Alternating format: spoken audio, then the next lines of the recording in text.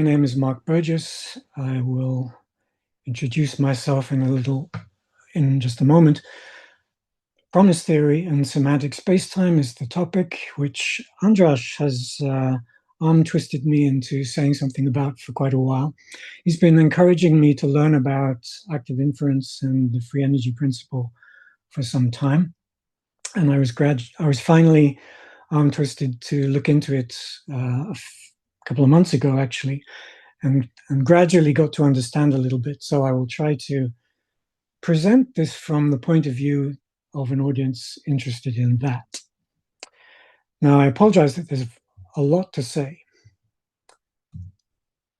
So my plan is briefly to tell you a little bit about my backstory for context, and then skim promise theory, which is really a theory about cooperative autonomous agents, for example, cells in biology, or software agents, or robots, or whatever it might be, and why this is sort of interesting, and how you might compare it to other models that are framed in a different way.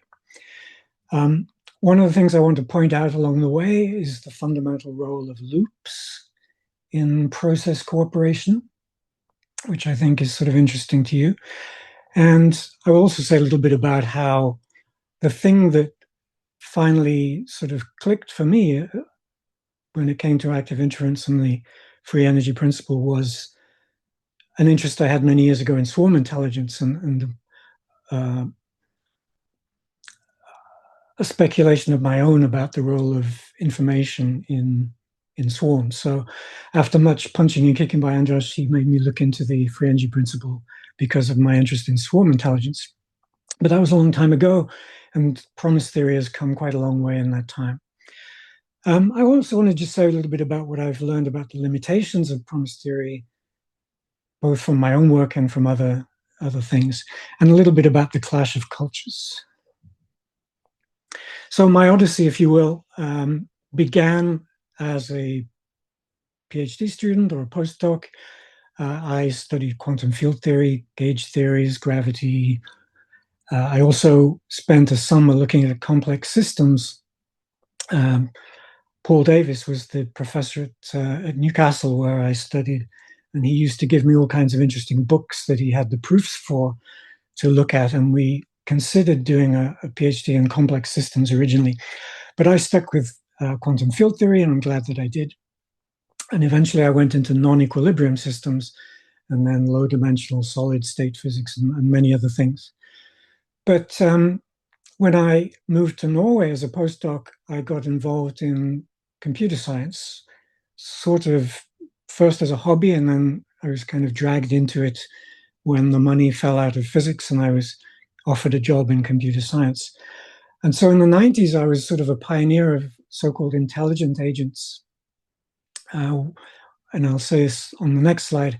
And eventually, I became professor of network and systems and contributed something to the modern cloud architectures and the management of those things. So background also in computer science. And promise theory sort of came out of that as a way of thinking about autonomous agents, which began with my computer science part, but leaned heavily on my background in physics as a way of trying to unify the dynamics of these objects with the semantics of them. What do they kind of do, and what's the point of them? In computer science, the term semantics usually means the behavior. So categorizing the behavior of systems, both dynamically and in terms of their functional outputs, if you will, is what promise theory is sort of about. And then based on that again, I was interested in learning about semantics themselves. How does meaning emerge from these structures which I'd kind of studied?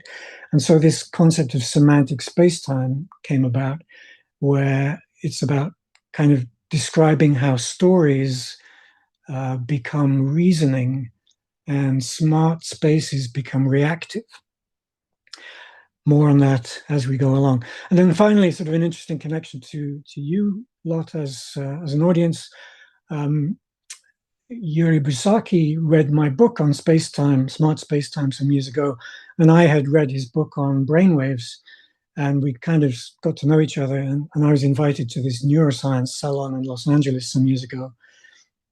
Also, I have my friend Jim Rutt, who tragically passed away just recently, who was at the Santa Fe Institute, was also a connection to do with neuroscience. So back to my days in the 90s, I was working at the university and was tasked with this job of looking after the computers around the university. At some point, as a graduate student, you often end up with this particular task. And I decided it would be more fun to write a program to do it for me. So I developed what I call a cognitive agent to sit on every individual computer around the university. This was called CF Engine. And it was autonomous in the sense that every individual computer had its own agent and made its own decisions. That's interesting because the way computer science had normally done this was to use the mass production paradigm of let's level the field, make everybody identical, and mass produce computers according to a template, the cookie cutter approach. But I didn't want to do that because, as you know, academics are special children. Everybody needs their own particular setup. It's very important that they do it their way, and they have special needs and so on. And so you have thousands and thousands of computers, each with special needs that somehow need to be maintained, not only configured, but maintained over time, because as you also know, computers degrade over time, and we gradually need maintenance to keep them in their desired state. And this led to an idea that I had of so-called desired state computing, where agents would converge the state of a computer to a policy-defined fixed point. So you would define the state that you wanted it to be in, and this could be heavily influenced by the context, the environment, the person owning the computer, and so on. And the computer would run every few minutes and study the state of the computer, look at it, compare it to its current state, and say, oh, we need to fix this or that. And it would converge to this desired state. Eventually, I turned this into something called computer immunology, because I tried to explain this idea at a conference and nobody understood what I was talking about. And I got sick on the plane going home and realized that the immune system could be a good analogy for explaining why you try to bring a system back to a particular state. And so this concept of self-healing computer systems, which are now everywhere, was born. Important concepts from CF Engine were that it worked from the bottom up. So every individual device started with its own resources, using its own resources, its own capabilities. It didn't automatically take instructions from outside. Nobody could kind of throw a ball at the computer and say, catch. You couldn't demand that the computer would behave in a certain way. Each one had its own autonomy. And so this led to a kind of boundary management as well. How do you define groups of machines that should be similar and groups of machines that should be different? How do these interact? What kind of boundaries are involved in this for security, for similarity? Are they physical? Are they virtual? Et cetera, et cetera. What it sort of turned into, which I didn't realize at the time, was a kind of a digital cybernetics. So many of these ideas had been invented, of course, in connection with cybernetics in the 50s and 60s. And this was kind of a digital reinvention of that to some extent. Ultimately, what I realized that it was a way of defining what we mean by intent, which, as a physicist is interesting because physicists try to deny the existence of intent. Everything is objective and we don't want any kind of subjectivity to enter into it, which works when you're on a very elementary level. But as you become more complex and as systems become engineering devices and play functional roles in larger systems, then you need to have a definition of the outcomes, which is what intent is about. And that's where promise theory came in.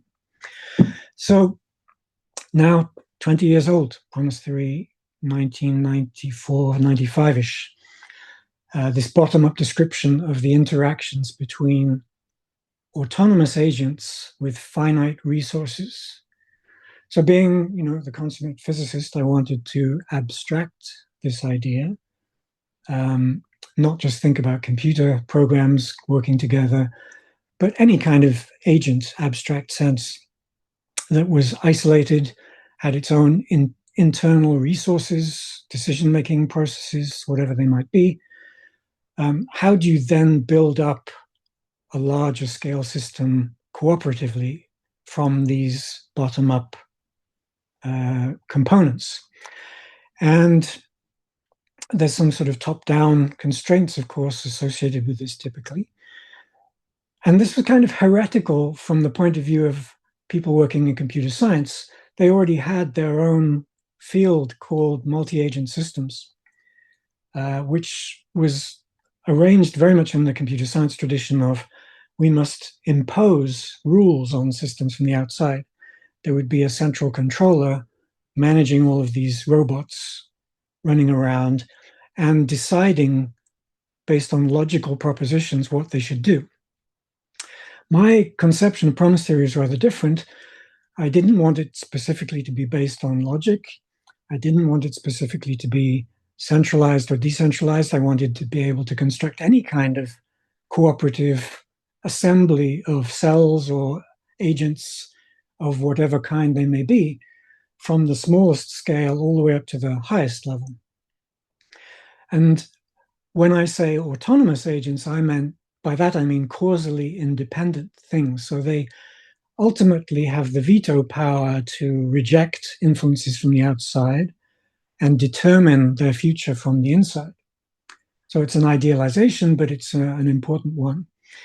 And what you end up with is a kind of chemistry of cooperation between these agents. Interesting things that come out of that are that the way agents talk to each other, they have to observe each other and measure and decide whether or not they want to accept information from one another. This is taking autonomy to its extreme. Autonomy gives you the power to not listen to your neighbor or to listen very carefully, to do everything they say or nothing that they say. And so measurement and inference become almost a bit like quantum mechanics in that sense, because there is this unpredictability of what's going to happen. And the multi-scale nature of this, as you combine things combinatorically, emphasizing dynamics and then semantics, is very important, because as the scales grow and things become more complex, so they can represent more and more complex semantics. And the people who have become interested in promise theory have been largely technologists, but eventually social scientists as well. And I have some results there, which I'll tell you a bit about later as well. So full description requires symbolic information, because the semantics are most easily represented through encodings. And that leads to concepts of intentionality, which has kind of come out. So I came up with this phrase. This is one of the books that I wrote for technologists. Imagine a simple set of principles that could help you to understand how parts combine to become a whole, and how each part sees a locale from its own perspective. If such principles are any good, it shouldn't matter whether we're talking about humans in a team, birds in a flock, computers in a data center, or cogs in a Swiss watch. The theory of cooperation ought to be pretty universal, so we could apply it both to technology or to sociology or to any other thing. And so this was kind of a loosey-goosey statement of intent, if you will. For a more detailed summary, I wrote this paper just a few weeks ago, kind of as an introduction to you guys, summarizing those last 20 years in a language which I hope you will understand, using Bayesian probabilities and so on. So by all means, go ahead and read this one if you ever have time. So back to the theory then. Again, my background is in physics. And so physics was naturally a language that I wanted to use to explain the behaviors of agents. But interestingly, it turned out to be not enough. So physics is about stuff that happens, right? We're trying to describe any physical phenomena, dynamical phenomena. And the way that we do that is we externalize everything into space-time. Things move around in a space, Euclidean, Einstein space, or whatever. The position in space and the momentum and so on, these are the variables by which we describe things. That was true at least until, 20th century and quantum mechanics came along, and we realized that there is an internal world as well in the quantum realm, even in the thermodynamic realm to some extent, where the machinery of physical systems, particularly statistical systems, involves an internal dynamics which we can't necessarily see, but which plays a role and is determining what happens on the outside. And I used the word determining deliberately, but with caveats that once you put observers into the system, the ability to observe renders the system very quickly non-deterministic. And this was something that I've studied at length in physics. Then we moved to probability theory, which is a very different kind of theory, but it's very popular and very widely used, of course, because everyone gets taught it in schools. Probability theory, of course, is about counting events, stuff that actually happened or which we hope will happen or may happen, either actual or possible events. And I have a sort of kind of ambivalent view of probability, despite it being so important in my own fields, because I feel many people rush to use probability too quickly when they could use perhaps other methods. And also assume that whenever you say probability, there must be indeterminism and there must be randomness involved. And those things are false. So park that. Promise theory, the goal of it was to figure out the behaviors of these autonomous agents, these abstract things that could somehow interact. They begin a priori as causally independent, isolated things. But of course, if they stayed that way, nothing interesting would ever happen. So what's interesting about that is how they eventually forego that autonomy by promising one another things that they are going to do. And so that the agents can observe each other and make use of one another's outputs, if you will, to build on that and cooperate. Sort of a molecular chemistry of agents. And I wanted to cover both the quantitative and the qualitative aspects, again, because as you get bigger and bigger, the semantics, the behaviors become important. You can build machines, An atom is a perhaps relatively inert thing, but when it becomes a molecule, suddenly it can interact with other molecules, it can form proteins, it can form biology, it can create people, create social societies, and on and on and on. So as we combine things, all kinds of funny stuff happens. As you go through that process, understanding the scaling of semantics becomes important. So part of that story has been for me to understand how meaning arises from space-time processes. Let me leave that there for you to think about for a second. So back to this idea of observation and sampling then. Promise theory is about these active agent processes. Agents are not static things. They're not like atoms that are even atoms are not static, of course, but their roles are fairly static. Agents may be, it could be like a web server in computing. It could be an agent. A cell in biology could be an agent. It could be a nerve cell. It could be a T cell. It could be, anything. And its particular role in its environment is of some importance. So we need to understand sometimes the whole in order to understand the role in which an agent that the agent will play.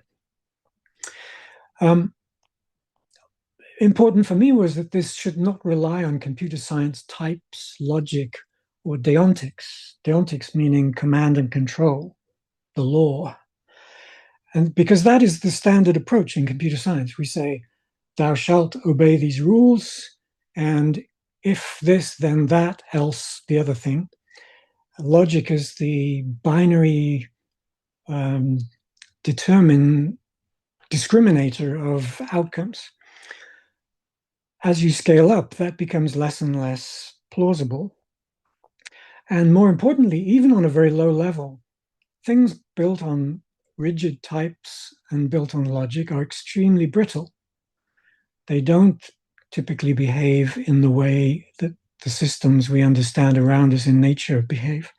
So I didn't want that to be the founding principle of promise theory. Rather, I wanted this concept of voluntary cooperation to be the basis, whatever came out of that. So agents actually have to observe each other voluntarily and decide voluntarily whether or not to make use of the signals that they receive.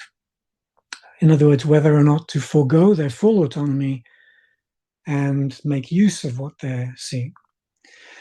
And you can build all kinds of models in this way. That includes things like cellular automata, which I'm sure you know, and game theoretical models. Those things are fairly rigid typically, but in promise theory, you can make them much more interesting. Observation also brings in information theory, so the mutual information associated with signals sent from one place to another.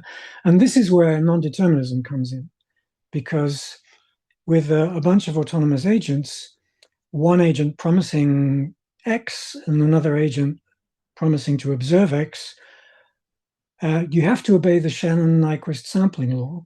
And so every agent has to sample its neighbors according to its own internal process, which only happens at a certain frequency.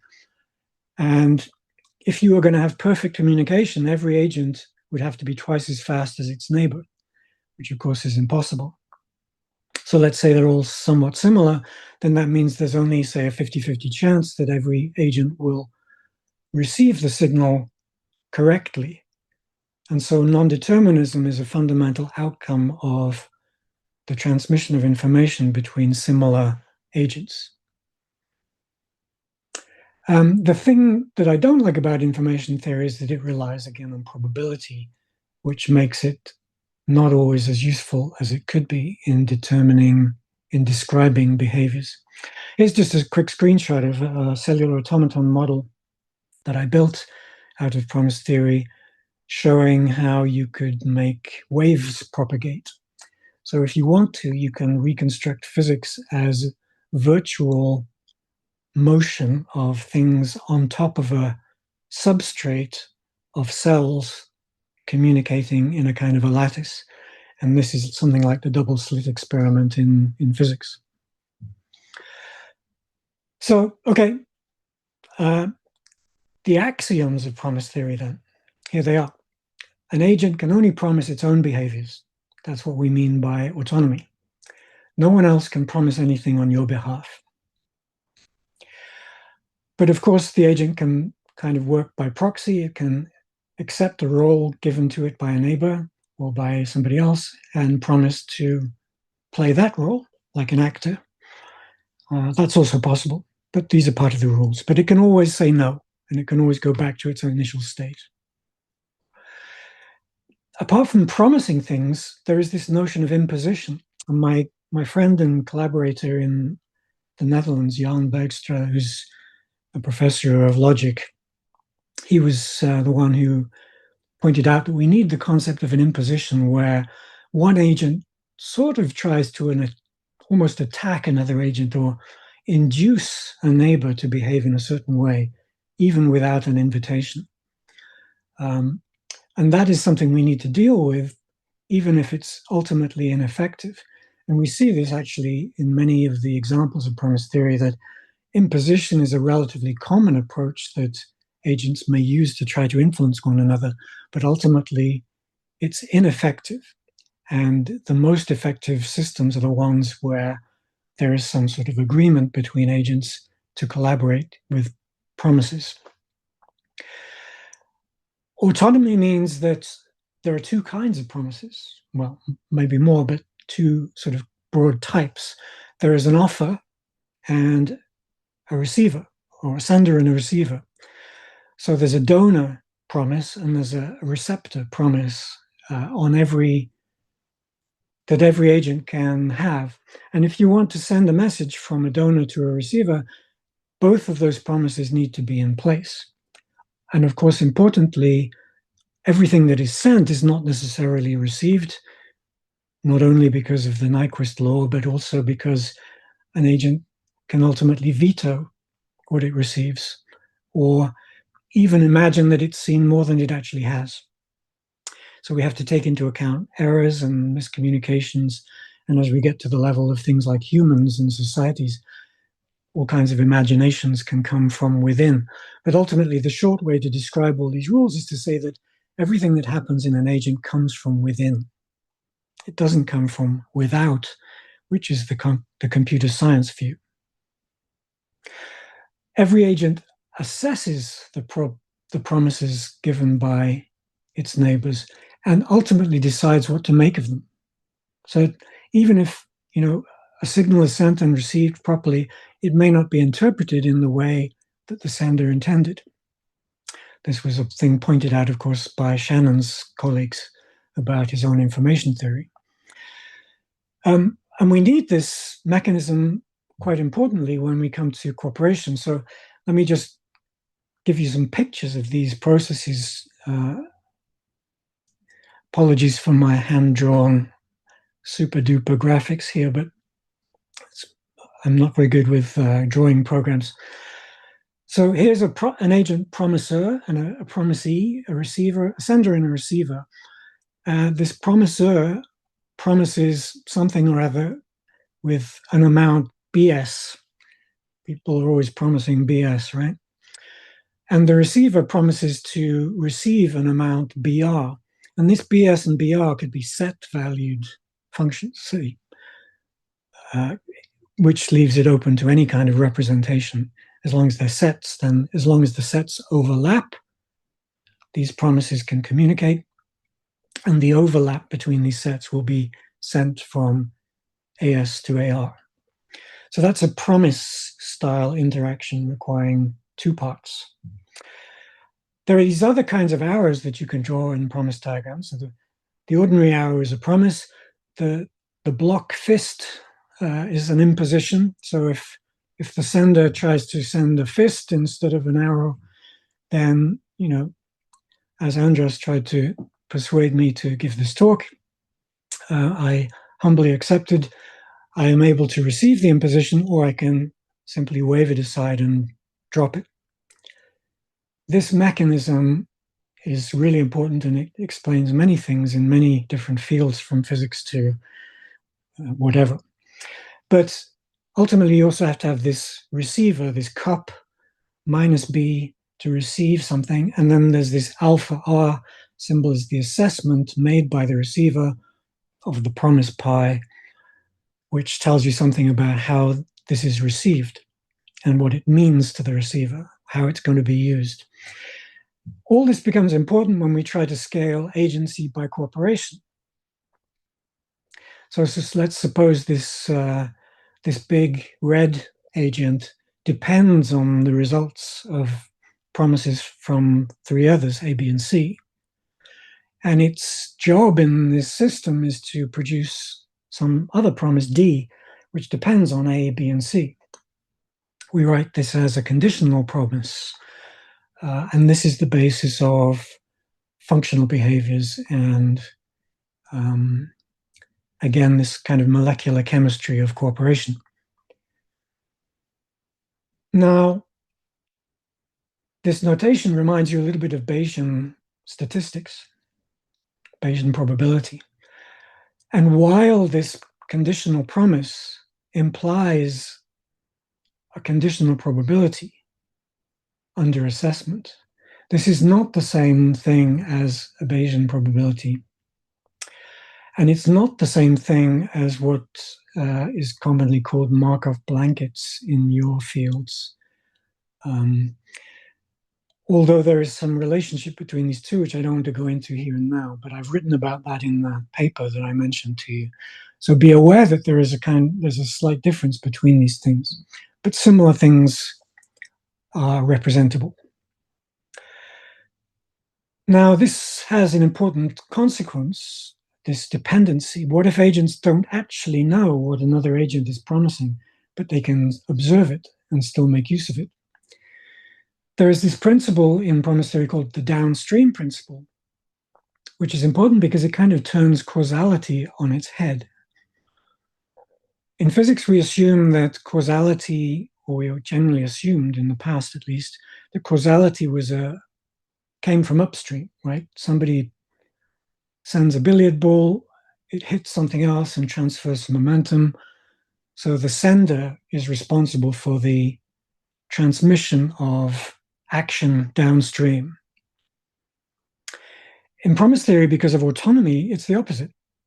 Because the receiver can always veto any signal it receives, it's the downstream agents that decide whether they're going to accept being struck by a billiard ball or not.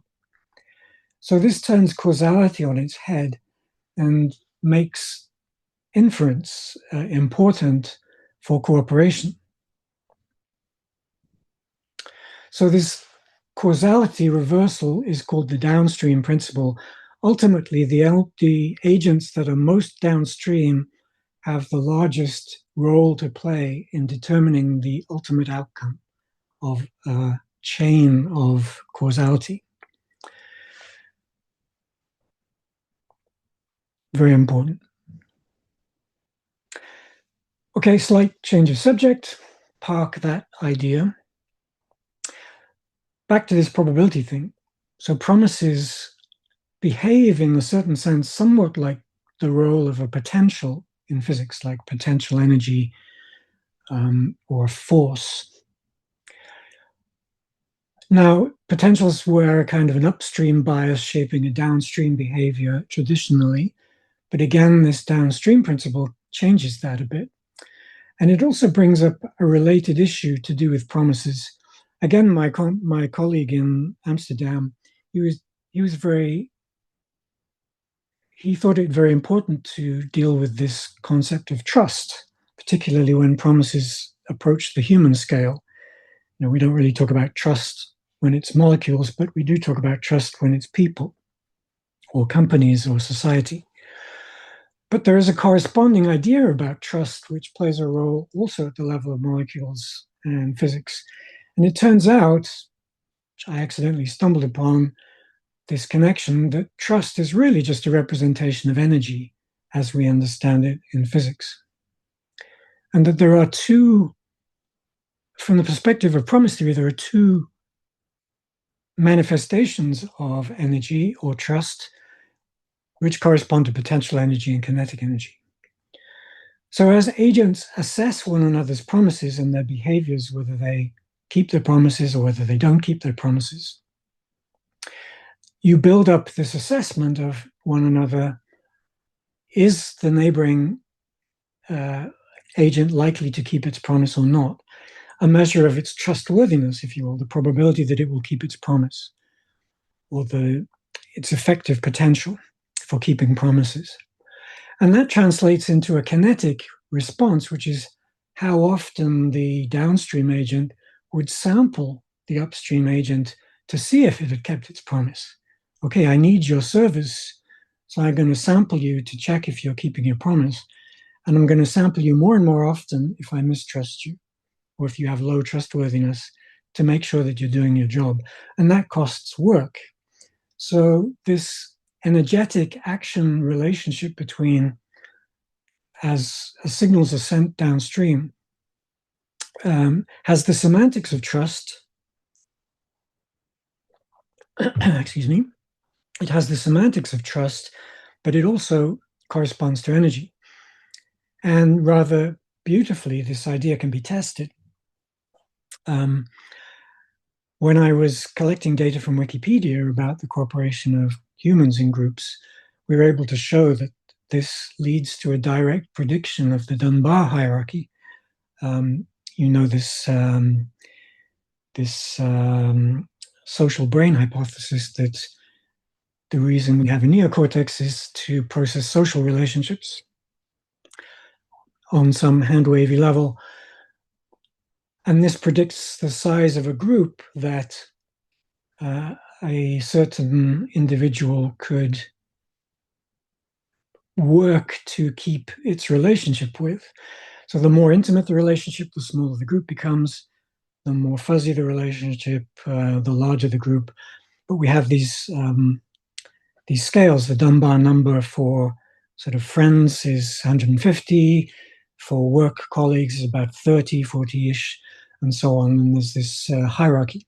And we were able to show that this concept with promise theory predicts that hierarchy rather well. You see the graph of the fit here for group sizes as matched to about 200,000 agents on Wikipedia. Very interestingly, from my point of view, is this somewhat speculative but interesting correlation also with the frequency of brain waves for alpha, beta, gamma waves. So this hierarchy kind of matches those numbers as well, which is I found to be an interesting bit of numerology. All right, so these are the broad areas that promise theory deals with.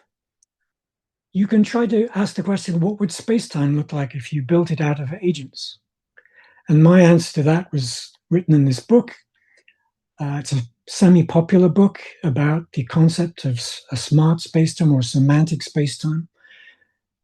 And I had learned my lesson earlier by getting too technical too early. So I decided to write this book as a semi-popular introduction to the field before I wrote an awful lot technically about the subject to try to get people interested. And it seems to have worked reasonably well. Quite a lot of interest in semantic space-time. This is the interesting idea that got Andras' interest and me working together. This notion that sampling is important. Every agent is an active entity. It needs to sample, and therefore it needs a loop, a listening process. Asking the question, are we there yet? Are we there yet? Have you given me your answer yet? Have you given me your answer yet? Have you kept your promise yet? Have you kept your promise yet? And the way that you build up cooperation is through this hierarchy of loops. Of course, it is a matter of philosophy of science, if you will, that loops are very important for measurement. Without loops, there can be no measurement. Without the cyclic counting of something, there can be no scales. And so the emergence of loops in a model of agency is the key to scaling agency to a larger level. And recently, there was this very interesting paper from China, brain-wide topographic coordination traveling spiral waves, which identified some loop processes in the brain. This is why I kind of got in touch with Yuri Busaki. I guess you guys probably know him. I was interested in brainwaves for this reason, because I was curious about the role that brainwaves play in cognition.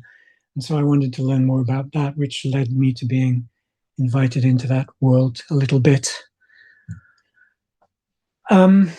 So 5 more slides. This is the kind of picture that we have then. Again, apologies for my hand-drawn item. On the right-hand side, you see this kind of super agent formed from many smaller agents cooperating by making promises to one another. When clusters of agents work together, there becomes a sort of a boundary around them, or whether it's a real boundary or a virtual boundary doesn't really matter, but the edge of cooperation, if you will, is represented by a new kind of layer.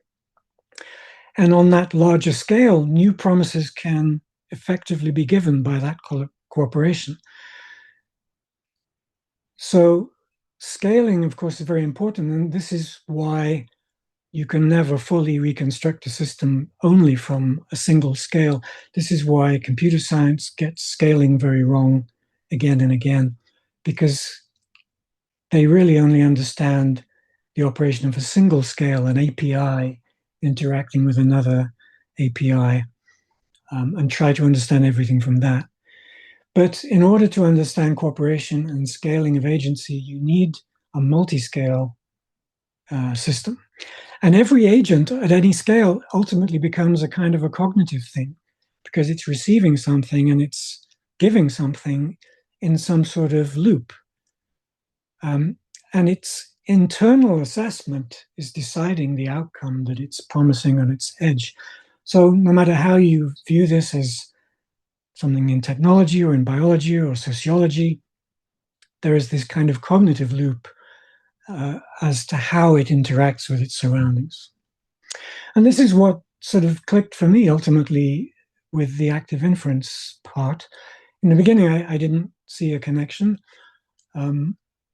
But many years ago, right after I started this, around 2005, 6, 7, something like that, when people were interested in swarm intelligence in computing, I had suggested that the purpose of a swarm, or the function of a swarm, is to somehow minimize or reduce its information in some way, to constrain its information so that it doesn't just spread out.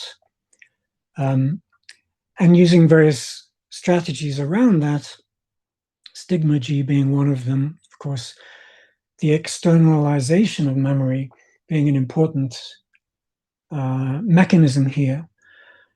Something I've pointed out to many people over the years is that although we erroneously think of memory as being something always on the inside of an agent, right? Your memory is inside your head, or it's inside a company, or whether it's a computer or a brain or whatever it is. Actually, a very large part of our memory is outside us, in the things that we leave behind, in the trails that we make, in the constructions, the buildings we build, the things we write down. All of that stigmergic information is used in a continuous interactive loop to extend our reach, to extend our creativity and our processes. And so the probability, if you will, that an extended process can arise through cooperation is built on this notion of information being passed around through stigmergy, which takes you back to the externalization of action in physics as well. But the limiting thing with autonomous agents is that everything ultimately comes from within. And this is the thing we have to understand. So when you're describing ultimately how a system behaves when it involves cells or autonomous agents, you cannot build a mechanism that assumes freely the sharing of information, or a kind of global godlike view in which every agent knows the state of every other agent, because that's not a tenable model according to this theory. So what you end up with is a kind of balanced worldview of agents interacting, giving one another potentials and counter potentials. It's a little bit like Asimov's view of robotics. The Asimov's 3 laws. His positronic brain was built on these chemical potentials because he was a biochemist, versus the cybernetics and the digital behaviors of AI. So the free energy principle, I looked into it. Initially, it was kind of hard for me to get a grip on. I looked at Wikipedia. That was, as far as I can tell, mostly nonsense, needs a lot of work doing to it. So I sought out the key papers. I found some enlightenment in the original papers by Carl Friston, this Millage chap, Burgess, tutorial, very, very much better. And there was immediately an overlap with promise theory, especially in the tutorial, which I spent some time working through. And I found this interesting relationship to Feynman's variational principle, the statistical Gaussian approximation, which I'd never really spent much time on before. But my good friend here in Oslo, Finn Ravndal, who is Feynman's student, knows it very well and knows a lot about that. So I'll be asking him. My rough take is that in some aspects, we're talking about the same thing. Perhaps what I see happening in active inference is people rushing to this Bayesian interpretation, which I think my my gut feeling is that that's premature, but it's certainly representative of the stochastic flows and things that could emerge from an agent interaction. Um, but I think ultimately what Bayes is being used for is a kind of notation for representing causality, which is a very common thing, but there's a clear distinction between causality and Bayesian statistics. And so that's where I have many questions left to answer. So my personal take to do this externalization of thermodynamics, my feeling is that people kind of lose their mind when confronted with multi-scale phenomena, rush to probability. They rush to Markov processes because there's a long tradition of this in physics and in probability theory as well, of course. But ultimately, we should be looking at memory processes because memory is a key part. And whereas memory processes are typically externalized in physics through stigmergy, when you have agents with an interior, there is also interior memory, and agents will build their responses on things they remember as well. Obviously, for a brain, but the same for a computer, the same for, in principle, any kind of complex process, even cells. My other sort of bugbear, if we ever talk more at length, is that people leap to this magical notion of complexity all too quickly. Whenever people say complexity now, I kind of switch off, even though this was something I studied way back in its early days in the 80s. I respect the concept of complexity, but I think it's overused today. How we identify scales, on the other hand, is really important. And this is the key thing for explaining processes ultimately. One takeaway for me is that what I've learned from promise theory is that the discrete nature of agents, whether they're software agents or cells or people, is somewhat misleading. It doesn't respond. If you try to build an entirely discrete system, it very rarely acts like nature. In order to reproduce natural phenomena that we're used to, you need almost continuous responses. And I've seen people rely on this using derivatives and so on freely in papers about agent interactions. And while that seems counterintuitive from the point of view of discrete agency, it's actually the internal degrees of freedom that are being differentiated. And it seems to be a necessity that you have almost continuous behavior. And this, of course, goes to Feynman's point that there's plenty of room at the bottom. There must be an awful lot of dynamics that we don't understand at the bottom yet to be explained. And so that's my key takeaway from promise theory. Here's a bunch of books that I wrote. The height of the histogram is the level of incomprehensibility. So it starts with the easy one on the left and becomes utterly incomprehensible on the right. If you ever seek out any of these things, I recommend the middle two. And allow me to stop there. And I hope I didn't send you all to sleep, or you're still there to ask some questions. I'm pretty sure I'll still here. So I invite everyone to give Mark a round of applause. This is our custom here. So before we go to the Q&A, I just want to ask you, Mark, just essentially how can we help as a theoretical neurobiology group? So what kind of feedback or discussion would be the most helpful to you? Well, that's a great question. Well, after 20 years, promise theory has kind of been adopted and has been turned into technologies, and it's been used, again, as I mentioned, in sociology and various areas. So in some ways, I mean, actually, I thought this would last maybe a couple of months. Might be a good idea for a month or two, and then I'd forget about it. But it's lasted 20 years, amazingly, and it keeps growing. So there is interest in it. Um, I'm not specifically looking for anything. I I am not looking to oblige anybody. That would be an imposition, right?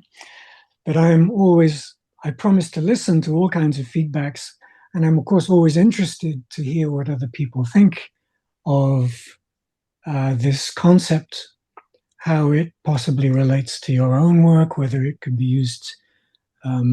Probably it takes longer than a single talk like this, which is very hand wavy, to digest the implications of autonomy, because everything is about autonomy and its implications at the end of the day. And it ends up being quite deep. But when those sort of aha moments crop up, I'm of course always interested to hear how people might want to use it, whether we could do something together, perhaps, or um, if it's been of some use to help solve other problems. So whatever que sera, sera. What will be, will be. Super. Super. Thank you, Mark. Okay, then I'm opening up the Q&A. Are there any questions from the audience? Feel free to raise your hand or speak out loud.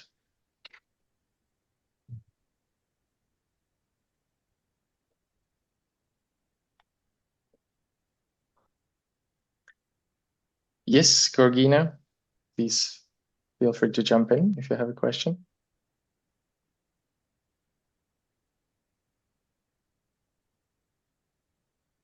Hi.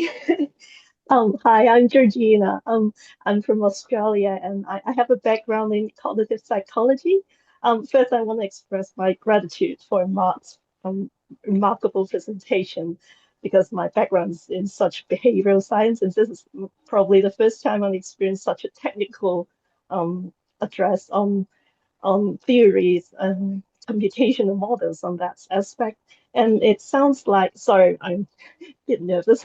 Sorry, I just want to ask, so apologize, this is my first time encountering promise theory, because my background is quite in the psychology side.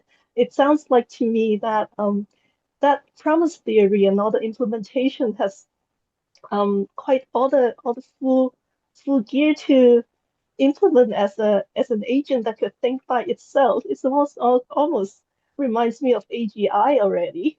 So that's pretty impressive. Yeah. Thanks, Georgina. Nice to see you. Nice to see a face on the other side of the screen. Oh, Australia, sorry. I'm Please impressed you're excuse still my awake. face. So this is an interesting question, right? So AGI, obviously, not something that we know too much about yet. People, in my point of view, often muddle up agency with uh, and cognition with what's the word? Consciousness. That's the word, consciousness. Yeah. And what comes out of promise theory is a very mechanical view of how agency begins and how it scales. So on the most primitive level of atoms and particles and things that certainly have no mind, you can still define quantities like intent in terms of a kind of direction for the outcome that they are promising, quote unquote. And this word promise, I chose it very carefully many years ago because it somehow represents all scales on some level. And yet at the same time, you have to be careful at every scale that you're not reading too much into it or too little into it. So the notion of intent in the promise theory view begins with a direction in the space of outcomes. A little bit like you might say in a neural network, the things at the end of a neural network, the classifications could be intentions in some sense. And then as you scale up, these things become more and more sophisticated and have more and more degrees of freedom and ultimately become quite complex and fuzzy, to the point where, we're second guessing ourselves. And when you get to psychology, of course, very complex processes involved. And the key thing, I think, is that we shouldn't think of these simply as states, as they might be in a neural network in computer science.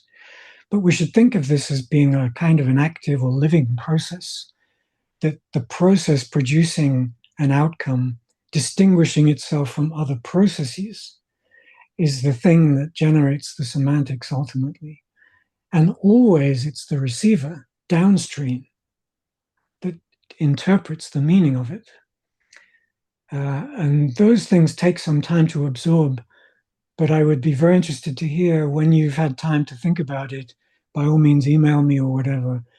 I would love to hear your thoughts about that. Absolutely. Thank you for your time. I have tons of questions, but probably not the best occasion to like just ask them right now. So thank you again. My Thank you. pleasure. Just hide my Thank you. face again. Thank you, Georgina. Any other questions? Yes, Andras. Apologies. I only wanted to elaborate on why I felt that it would be a good idea to have a session like this. And I think we had a discussion, you and me had a short discussion about how a paper you published, I think it was you, I'm not sure, but I'm sure Mr. Friston was involved, which is the From Pixels to Planning Scale-Free Active Inference, Scale-Free Active Inference, in which paper you make the point that scale is a big problem in actual implementation underlying these active inference models because of the amount of information that we have to process in order to reach these distinct inference results. And it's uncanny, but like again, it might sound like a religious statement. I don't know. But it's uncanny how our results in scaling what we call consistency, but what is essentially a clock. So, as in the ability to order events, distinct events, one after another. So, our idea on how to scale consistency overlaps with your ideas in that paper, and also the paper that was recently published in Science, which was literally about loops and how these loops are calibrated together to basically yield an internal clock within the brain itself. And like I've actually corresponded with the first author of that paper, and he agreed that ours was basically a mathematical model of the results that he had like 4 years earlier. Funny enough. So I was thinking that, like, I'm an engineer, right? I'm not a science person. I'm this weird engineer who's interested in these aspects of the whole thing.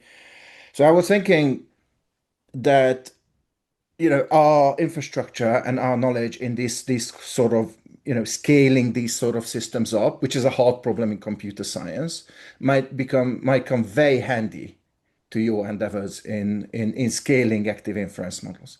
That's literally all I wanted to say. I hope that was interesting enough. It was very interesting. Yeah, thank you, Andras.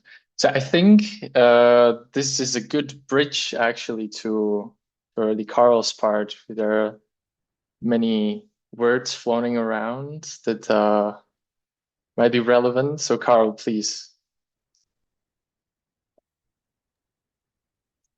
Is it my turn now? It is indeed. Thank you. Well, thank you. Wonderful presentation. Lots to think about, but too much to think about. But while you were talking, I was trying to think of papers and ideas that many of your comments ignited. I think there's a tremendous resonance with promise theory. and some of the fundamentals of the free energy principle, despite the fact that the free energy principle is very much committed to probability theory, random fluctuations, and Bayesian mechanics. And yet, I think that there are multiple points of convergence, and as noted both by the presentation and the discussion, points of convergence that have some important implementation and pragmatic aspects to them, particularly in terms of computer science, but also, as you mentioned, in terms of things like scaling in machine learning and ultimately sort of AGI applications. And I can imagine many other instances of what sometimes are referred to some ecosystems of intelligence and the implicit message passing. So I appreciate that there's not much that we can do for you, but one thing which I can do is point you to the papers you might find entertaining, and acknowledging there's a lot of literature out there which is not so entertaining, but there may be things out there that allow you to just drill down on one aspect or another aspect.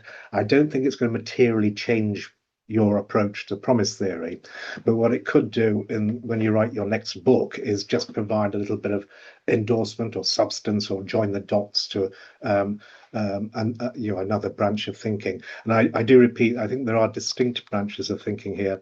So the free energy principle, I also trained as a physicist, but forgot all my quantum mechanics and got seduced by random dynamical systems and classical formulations thereof of complex systems.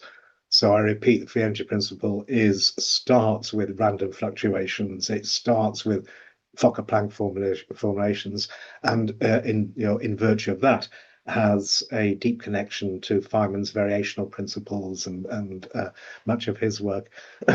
So I think there might be mileage in terms of joining the dots, in terms of saying, yes, and things like active inference and free energy principle also converge upon this. But notice they start from a completely antithetical starting point, and yet they reach the same conclusions. So that's my agenda.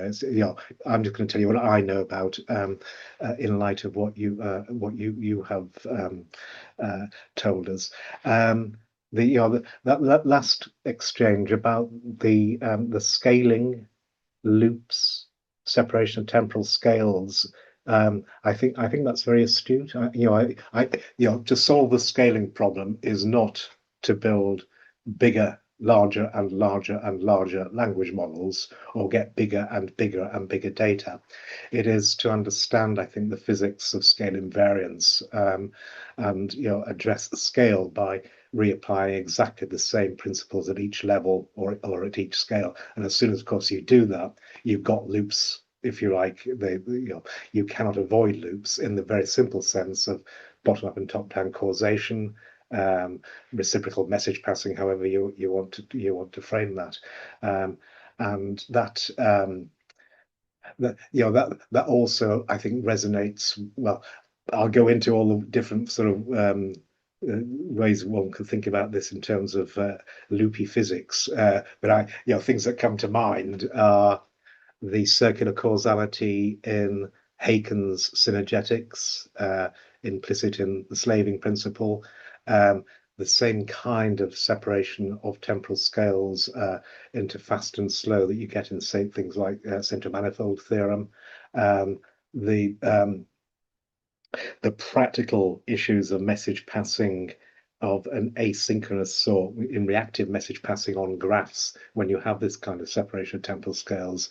So I think that these are all, I repeat, sort of very practical issues that need to be sorted out, because you can't solve it just by making a transformer architecture bigger. You've got to have some kind of loopy architecture there that has that recurrence and that preservation or conservation of principles of message passing and and in your jargon, sort of the sender and the receiver being in some kind of alignment, across scales. So what I normally do now is just offer a stream of consciousness which is recorded, which means you can go away and have a cup of coffee and just wait until the recording is ready. Then we will send it to you, just as a smorgasbord of potential things that could be useful as footnotes or paragraphs in the next book, or possibly reaching out to people who are currently contending with these issues in our world. As academics, we don't have sort of ongoing programs, but we do know people who do. And it strikes me. In fact, let me start there just before I forget. What I'm going to do is I'm going to grab the screen and share my screen in the fond hope that so this is the paper that was in the discussion, and despite the fact the title does not speak explicitly to it, it's an application of the principles that could either be read in terms of promise theory or in terms of the free energy principle under the renormalization group. And so just conceptually, what this is saying is that you just rinse, wash, and repeat at increasingly higher scales if you've got the right way of passing messages. The key observation here, as you move into higher scales, is that there's a temporal dilation. I imagine, I haven't read the science paper it was referred to, but I would imagine that there is nesting of hierarchies and loops within loops with a progression, a temporal progression. And I think that's absolutely crucial as a sort of space-time bit of architecture. Should space-time, should you need to even think along those lines. But certainly the separation of temporal scales implicit in applying the renormalization or using the apparatus of the renormalization group, I think is absolutely essential. And this just takes you through ways in which it could be shown to be essential in particular application domains. So why is that relevant for this conversation? It all rests upon a formulation of sending and receiving that has this reactive property and has this asynchrony that inherits from the separation of temporal scales as you have, in this instance, a generative model that encompasses all the scales at hand. So one high-level scale is trying to make sense of a lower level scale. In my world, that would be written down as either belief propagation or variational message passing, depending upon your taste. I think if you didn't like sort of too much Bayesian rhetoric, then variational message passing is probably the closest, I think, to the more generic scheme that promise theory brings to the table. Simply because what you're doing is you're just saying that in order for me to talk to you, we have to exchange the right kind of statistics, statistics that rest upon some kind of variational calculus that could apply to dynamics, it could apply to density dynamics, could apply to probability densities, whatever. I have to send you the right kinds of messages, and you have to understand them. And that, as you say, the sets have to overlap in order for there to be any meaningful communication. So, a formulation of any distributed intelligence or information processing that is going to be interesting in the sense that you have described, I think could be understood in terms of variational message passing, because it just has exactly the same properties that you've described. I've got to know what to send, but the receiver also has to know what to do with it. And to accept it or not would be one elemental aspect. If I send you a message pertaining to, say, a probability distribution that I do not understand, I'm not representing, then it has no meaning, and it will have no effect on my dynamics and my internal machinations before I now reciprocate my message back to you. There's also one little twist before I forget. That proposition rule, do I accept it or not? That was really interesting. And it reminded me of two issues which are pretty current in, at least to my understanding, in both machine learning, but also in developing more expressive graphical models of systems that your computer might have to interact with. The first is being able to assign what you called trustworthiness to the message. That would in neurobiology, that trustworthiness is often labeled precision. So if you think something is really imprecise or ambiguous, you ignore it. But if you think it's got very precise information, or you estimate it to have precise, unambiguous information, then you effectively, if you're a psychologist, you attend to it. And the precision then becomes a really important sort of second order aspect, literally in the second order in the statistical sense, because precision is just the neg entropy, like the variance, the negative variance of a Gaussian distribution. So if your message comes in with no information and with a flat entropy, as it were, zero precision, it is ignored. Otherwise, if it has finite precision, then it has an effect on your broadcasting, your sending, your promises to to broadcast, reciprocate, or send on to other things.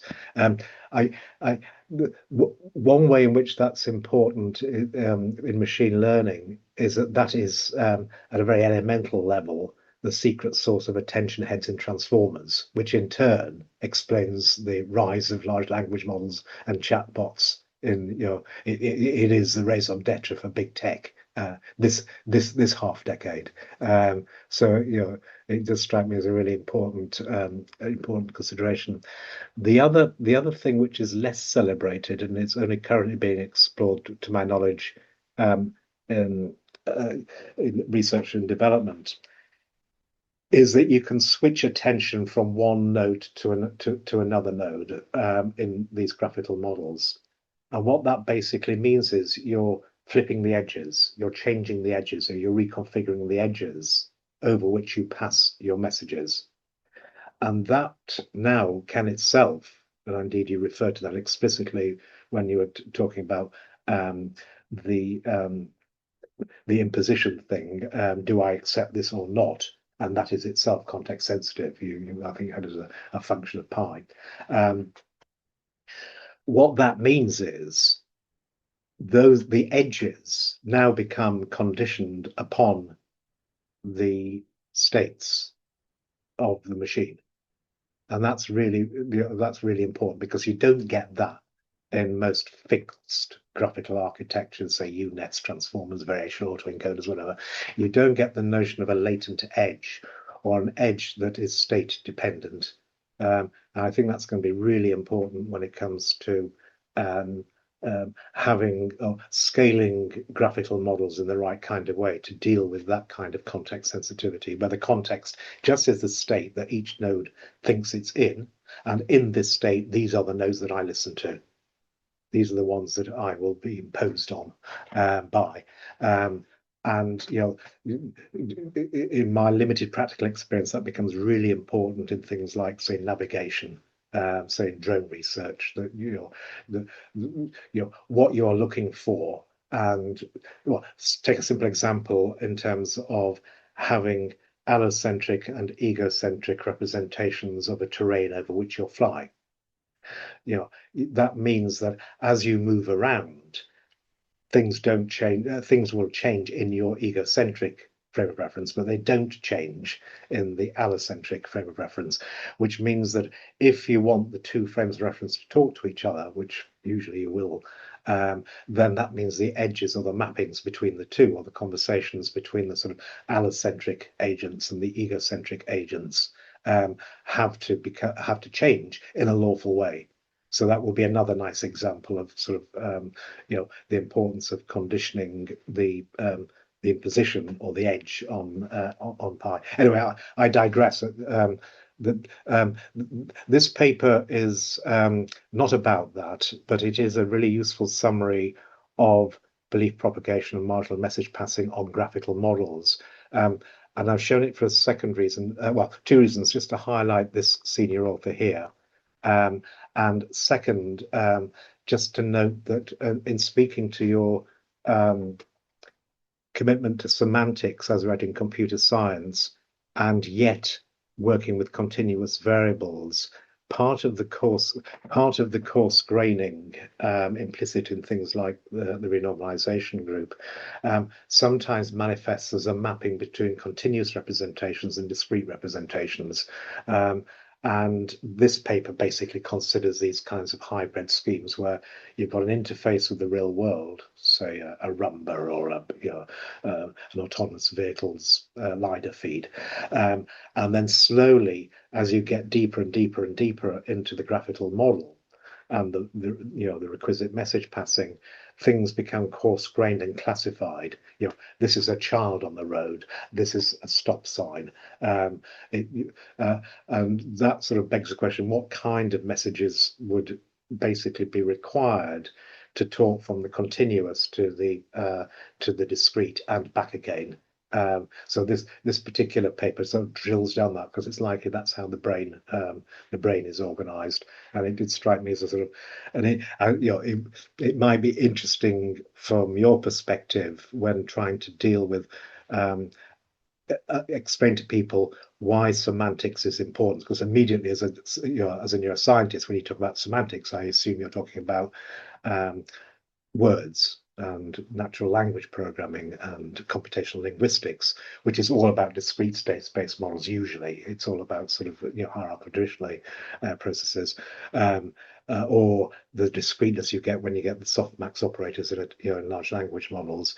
But of course the input is continuous, and it's a sort of auditory streams. This that issue, the mapping between continuous representations and discrete representations, is finessed in this paper and may or may not be of interest. But the second reason was just to alert you to, do you know Bert de Vries? Have you ever heard of this gentleman? He's from right, so good. So I feel as though I should know the name, but I might be thinking of someone else. It seems right. I think it would be useful if you could speak to this gentleman, and I will explain why. And where are you living at the moment? Are you still working in Northern Europe? Oslo, right. Well, he's in Eindhoven. Where is he now? Well, yes, Eindhoven. So Bert de Vries is probably the world's expert on implementations of variational message passing. Has for decades been studying this problem, in particular the reactive nature of message passing, and installing each agent or node with exactly the same kind of autonomy that promise theory brings to the table, such that these networks become very resilient to knockout, for example. But further to that, he's been focusing on the timing aspect of the reactive message passing. So very much, how long do I wait before receiving lots of messages from, say, below in a scale-free architecture. So what tends to happen is that you sort of receive lots of messages from your subordinates before you sort of pass a message on to your superiors. And of course, because of the loopiness, with variational message passing, every message has to be bidirectional. Or by mathematical construction, which means that there is, if you like, top-down missives from the slower scale, more infrequent than the top-down missives that ensue, from the person that you're sending your top-down missives to when they send it down to their subordinates. So you get this asymmetry as you ascend the hierarchy in the frequency of the this is all quite familiar too. We've done quite a lot of work on this thing, this kind of thing as well. Brilliant. So this is exactly what Bert's has been working on and is currently contending with. The reason that I bring him, I wonder whether you could either invite him to speak at your university, or you can suggests that we thought it was important for you to present to his university. Not only does he have a large group and quite a sound publication profile, but he also has released something called RX Infer, which is a sort of the go-to reactive variational message passing Julia package, which they're currently also trying to make available in Python to increase uptake. And furthermore, they have spin-offs or startups that inherit from that initiative. So he's quite well placed to see the practical applications of this in this particular world that casts everything in terms of variational message passing effectively. So I think it'd be useful if you could, or if you wanted to, either reach out to him or get him to reach out to you, depending upon how much time you have. And certainly, thank you. I will follow that up. Good. Right. Well, if you speak to him, send him my very best wishes and say that I thought it would be really good if you could get together. Given that geographically you're not a million miles apart, it's probably best done just between the two of you. But there would also be an opportunity at things like the International Active Inference Workshop. He usually is present, or at least his team are usually represented if you wanted to meet some of them in person. Good. So that was the practical thing. We've done that one. Another space that you might keep your eye open, and I think at this stage just see whether the things that they talk about are of interest to you, and will potentially yield to a perspective afforded by promise theory, would be Mike Levin's current move to understand the nature of self-organization in terms of stigmergic memories, in terms of the underlying maths or principles by which things self-organize. He's a cellular biologist, but he sees intelligent self-organization everywhere, and has some beautiful examples, and asks people around the world, experts in this field, whether it's quantum physics right through to category theory, what would your understanding of intelligence everywhere would be, and what are its mathematical principles? I haven't got the website, but this is what's that thing? Okay. This just talks about his initiative, and I'm hoping we'll have a link to a whole series of YouTube discussions where Mike, first of all, introduces and hosts the agenda, but then gets his colleagues to go through different mathematical perspectives. So it might be worth us looking at that series, his Platonic series, and asking, would he be somebody that a community you might want to get engaged with? It might not be, but it did strike me, given your examples from from sociology and ethology, it might be something that might be of interest, just as another community to talk to. So that's Mike Levin. I'm sort of going in reverse order, perhaps. Why not? No, let's not. That's I go in reverse order. I have to say everything twice. Right. So going right back to the beginning. I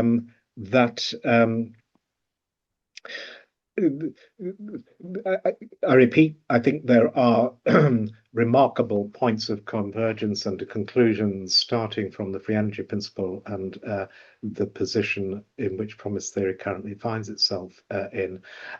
My sense was that promise theory was basically a product of cleverness and common sense. When faced with a problem, how do you solve it? One thing which you might want to celebrate or use is that if it is the case that the free energy principle points in exactly the same direction, that is interesting, because the free energy principle does not permit that. The free energy principle has no axioms. It is predicated on a on random dynamical systems. So everything emerges from that. And it is interesting when you wait long enough and you push it far enough, the emergence of the entails very much the kinds of things that you've been talking about. So there's, I think, a fundamental difference between promise theory and the free energy principle. The free energy principle is just an application of density dynamics to a random dynamical system, but with a careful definition of what it is to be a thing, and that would be the Markov blanket. And I think, if you wanted to link the Markov blanket to promise theory, just to sort of take away the magic and the mystery of the Markov blanket is simply a specification of from a systems theoretic point of view, that any given system, agent, whatever, has inputs and outputs, and that's it. The outputs, the active states, and the inputs are the sensory states. And from your point of view, it is exactly the promises that are made and the promises that are expected and or that may or may not be imposed upon one. So I think the premise of promise theory and the definition of thingness in the free energy principle are isomorphic. They're just saying to be a system, to be a thing, you need to be able to specify its inputs and outputs. And all that the free energy principle is saying is that to be an input means that what's on the inside can't influence the input. To be an output means that what's on the outside can't influence the output, and that's it.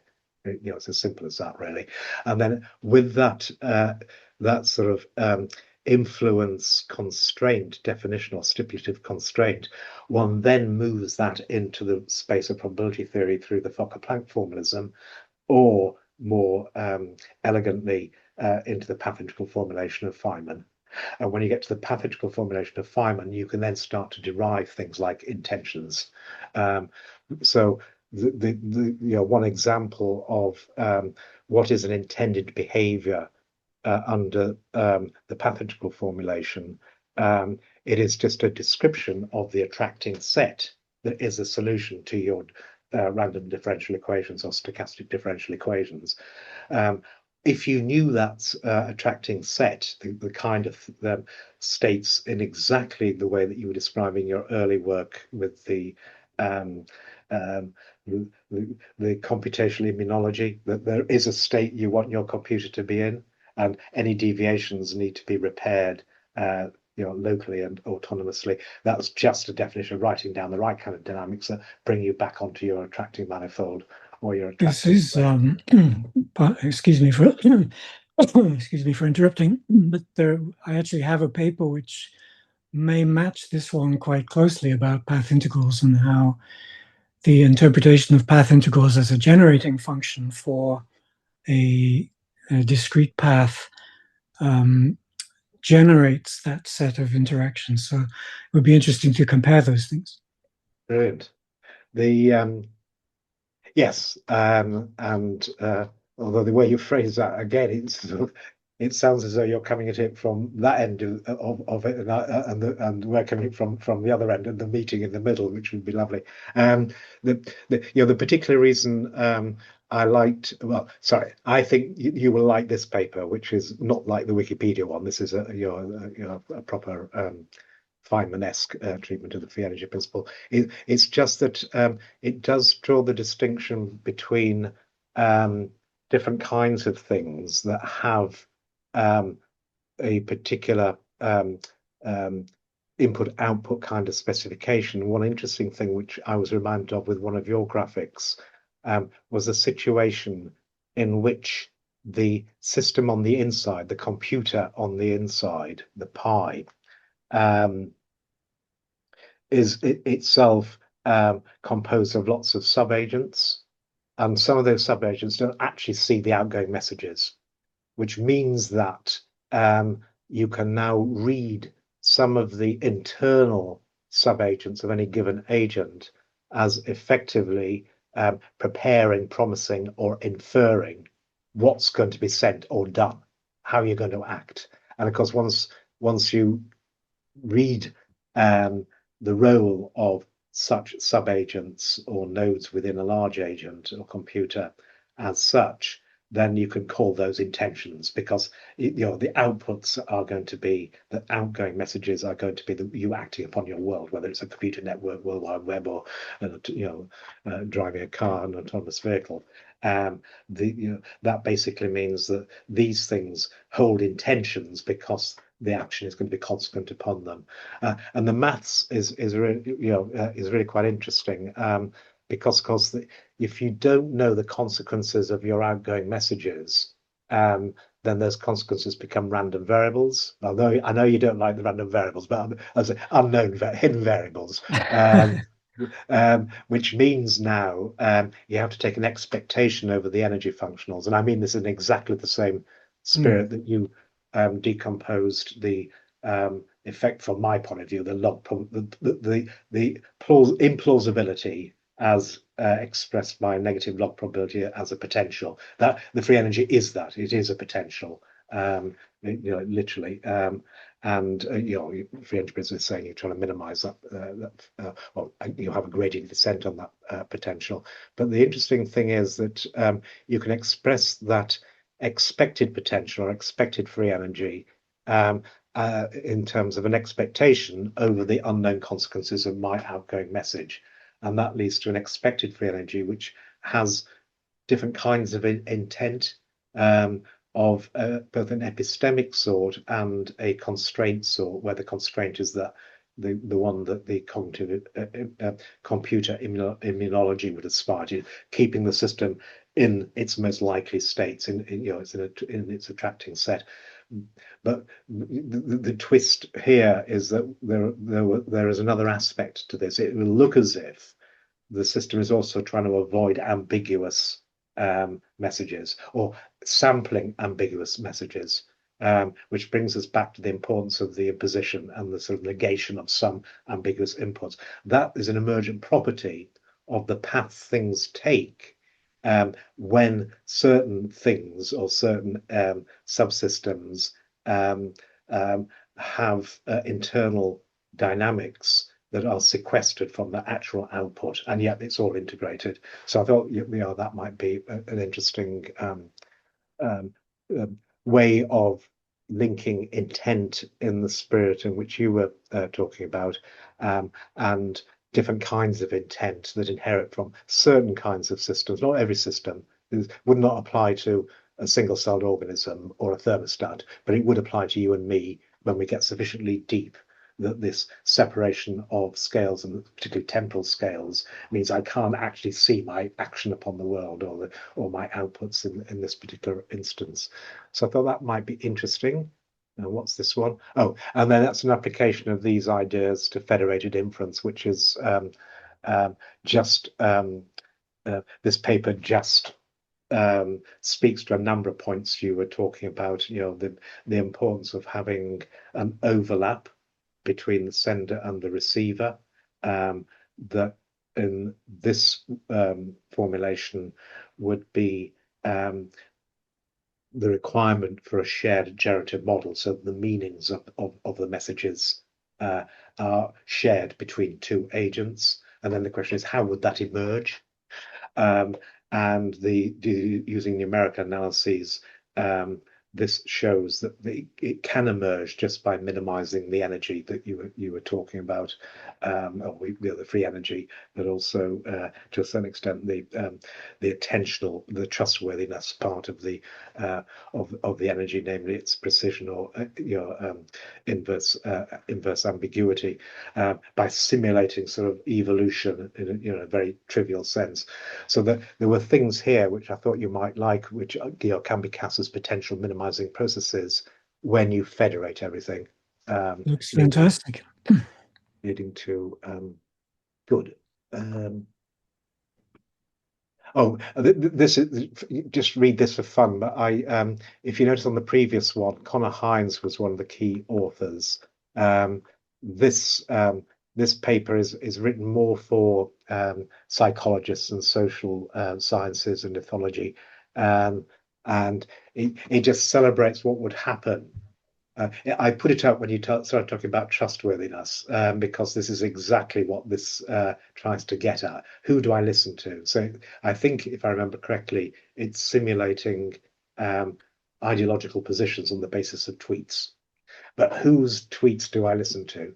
And that has a profound effect over in-group versus out-group formation, and what ideas spread, what memes are disseminated. So I've, in a spare moment, if you had time, this would be a sort of more social science take on this kind of phenomena, but under the rubric of belief sharing, and this succumbing to the epistemic intents that are part of the energy minimizing process. The senior author here, the reason this came to mind, apart from the fact that it talks, it's a mathematical image of a certain kind of trustworthiness in terms of social exchange. The senior author here was also the first author, having worked with Ian Kuzan on swarm behavior. So this came out a couple of years ago. It's just taking conventional views of swarm dynamics. In this instance, it's actually biological swarms of fish, and showing how it could be read as the variational message passing under this free energy minimizing or marginal likelihood maximizing process, defined in terms of this attracting set, which is the aspiration of the cognitive immunology thing. So you probably know more about this than I do. Given your interest in swarm dynamics, but I thought this was interesting because it sort of says that conventional approaches to understanding swarm dynamics and swarm optimization, you could even argue, emerge from first principles under this variational message passing rubric, which actually reduces, in this instance, to a simple Kalman filter-like process with linear quadratic control, but in this federated or distributed or swarm environment with some pretty graphics about swarming behavior. They're not that pretty. I've seen the movies. The movies are much prettier. And then just two papers which I thought I put up, which spoke to a couple of the more sociological perspectives on promise theory, which you referred to deontic laws and norms and the like, and that certainly is the focus of several writers in the active inference community, trying to understand social conformity in human decision making in the spirit of what's called niche construction, particularly sort of cultural niche construction. Why is it that we build road signs, for example? What does that say about us as organizing ourselves collectively and autonomously? Provided we all treat us as trustworthy a particular road sign, and we trust that our other drivers are going to and pedestrians are going to read those deontic cues in the same kind of way. So this again is just for fun. It's sort of more cultural, it's more cultural ethology, but with a formal underpinning, which seemed to speak to some of the more foundational issues you were talking about when you're distributing promise theory over a network that could be read as a kind of ecology. And one of the key authors here is Axel Constant, who figured on one of the previous ones. A slightly more dynamical systems theoretic perspective on that kind of process, which doesn't come along with all this niche construction and deontic cues and overlapping sets, is this work that tries to bring the dynamics back to dynamical systems theory so that you don't need to talk about Bayesian mechanics or inference. And basically, and this is nothing, well, I suppose you could look at it as a kind of, sorry, I'm mindful that you started with quantum mechanics, whereas this has got nothing to do with quantum mechanics. This is just classical continuous dimensional systems theory. However, you could join the two via the work of Chris Fields in terms of who believes that the free energy principle is just the principle of unitarity, and left alone long enough, you're going to get entanglement. And classically, what that looks like is that the joint system collapses onto a synchronization manifold that is the free energy minimizing solution, or the maximum marginal likelihood solution. And what that means is that the dynamics of two agents now evince a generalized synchrony or synchronization of chaos, and they're limited to the free energy minima on this attracting set that is the synchronization manifold. And because they're limited to this synchronization manifold, they have to go around in loops. So they have to have orbits. So they have to have rhythms with separation temporal scales, should you want that. And that now provides quite a nice metaphor for communication, or at least simulated communication. It does rest upon turn taking, so that was quite interesting. It does rest upon the ability to switch on and off the imposition thing. So I can either talk or I can listen. And we have to coordinate in terms of our turn taking, whether I'm listening to you or you're listening to me. But with if you sort of handcraft that kind of turn taking and then let two systems settle onto their synchronization manifold, you get this emergent synchronization and alignment and synchronization of chaos, which dynamical systems theories people like, because you don't have to talk about inference or probability theory. So I thought that might be another angle that could be useful, joining the dots kind of arrow in your bow. And this was work with Christopher Frith, who then went on to then went on to look at this in terms of solving the hermeneutics problem. How do I know what you're talking about? Well, the only way I know what you're talking about is if we have if the overlap between B sub S and B sub R becomes sufficiently large, then in the jargon of active inference, we now have a shared generative model.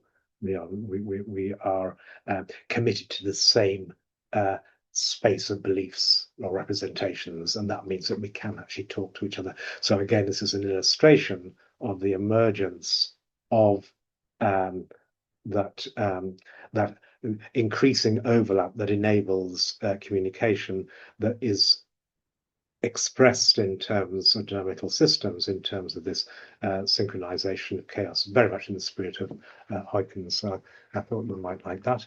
And that's it. That's all I have to. Well, thank you very much. There's a huge amount of interesting stuff there, and lots of things going off in my mind, similar things I've worked on myself, and I'm sure there is a lot more overlap to explore in this. So thank you very much for listening to me, and I very much appreciate meeting all of you. Excellent. Well, thank you. Yeah, sorry. Thank you, Mark. So I invite everyone to give Mark one last round of applause. And with that, if there are no final remarks from anyone, I think we can close the meeting for today. Excuse me, I have Yes? a question. Sorry for being a bit late. It's for both professors here. In my system, I try to combine the ideas of Mark Burgess and Professor Carl Friston. And I have these loop problems that at a scale of about 60% of expected free energy, my agents change from ego perspective motions to swarm motions. And when it comes to 90% of EFE, they switch back to the ego perspectives. And I don't get any clue why they do it. So maybe one of the professors have a slightly idea what could bring this peak points and how I could handle them. And yeah, I know it's hard to think about if I haven't shown anything right now. I'm sorry, could you repeat the what is happening? Well, I have an agent system and they have to survive in their own world. So they have a hormone system and a trade landscape, and they have to handle stress, they have to handle risk, even the weather they have to handle. And in certain situations, for example, if a storm comes up, their expected free energy rises up to a 60% scale. And at this point, they switch from ego perspective motions to a swarm collective like motion. They all seek shelter or running away somehow. But if they're middle in the storm, then the temperature drops and yeah, let's say they haven't a nice day at this point. They switch to ego perspective motions back. And I can't explain why, because they haven't sought a shelter, they aren't escaping the storm. So it makes no sense for me. Could it be that the inputs are simply overloaded so that there is no, it's impossible to discriminate from a low level and a high level? That could be possible. I need to prove it or to look at it. I can't do it within some seconds. It's like in, the movie Spinal Tap. If you turn on the volume up to 11 and everything is overridden, you just have distortion, and then that's hard to distinguish from a uniform no input. Just a guess. Yeah. Okay. Yeah. That makes somehow sense. Yeah. I think that would be my answer as well. That switch between escape or avoidant behavior in the face of an impending storm, between more, say, epistemic information seeking activity will depend very sensitively upon the precision of the consequences of action in relation to the constraints or the surprise or the prior preferences. And if the volume is switched all the way up, as in Spinal Tap, or everything you do in the face of a devastating storm doesn't make a difference, that means that the effective precision contribution or temperature, if you like, to the probability of what I'm going to do is going to be dwarfed by the epistemic part of things. So, just to pursue the Spinal Tap analogy, you can certainly listen to loud music and you can choose to attend to that music as opposed to some other source of auditory input, and you can make predictions about it. But if the volume overwhelms your auditory apparatus, that just becomes noise, basically. And via Weber's law, there's no precise information, so everything becomes ambiguous. And the same notion would be applied to the consequences of your action in a storm that's going to destroy any safe space within that environment. Does that make sense? So I could say it's too much chaos in their minds to say easy.